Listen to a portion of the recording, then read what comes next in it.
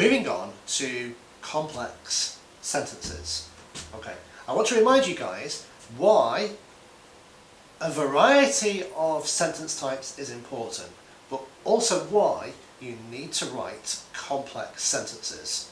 So for your Band 7 Plus in your IELTS exam, if you get the marking criteria, which is publicly available for you to download, and if you look under the grammar section, under Band 7, it will say, uses a variety of complex structures.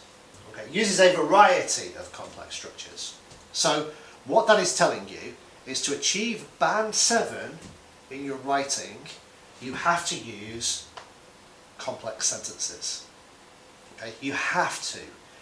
You have to use simple sentences, you have to use compounds, but you also have to use complex sentences. Okay? Now, a complex sentence doesn't have to be complex. It isn't actually a difficult thing. If you remember, we looked at simple sentences and compounds. Compounds are quite complex because the two clauses both contain subjects and verbs. Yeah? The idea here is the same. Yeah?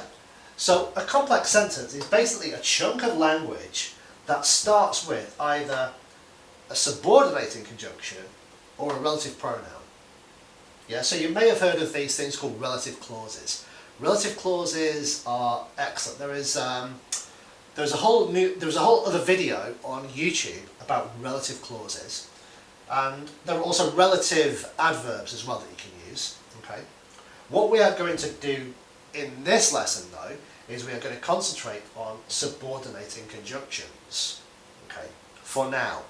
Now, subordinating conjunctions. These are words that I'm sure you guys are all familiar with. You should be familiar with these relative pronouns as well. Now, these words that I have selected here are just some subordinating conjunctions.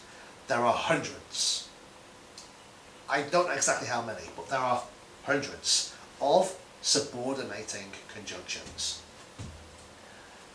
Because we are looking specifically at your IELTS Academic Task 1 writing test, where you're writing about charts and graphs, two elements that are going to be important to you are describing time, events happening, especially if you're talking about change over time, or even if you're not talking about time, you might be talking about the sequence of events. One thing happens, followed by another thing, followed by another thing. That would be really important for you if you are describing a flowchart or a process diagram. Yeah? Change over time charts require you to describe this happens first, then that happens next. Or this happened in 1999, in 2007 it looked like this. Yeah? So time and sequencing is important, and also contrasting is important. Yeah? So these words should be familiar to you. These are not the only words, but these are just a selection that I've chosen to try and demonstrate what a subordinating conjunction is. And we have words that we can use to help us describe time better, and words that can help us to describe contrast or differences better. Yeah? So after, when, as, since, until, while and once.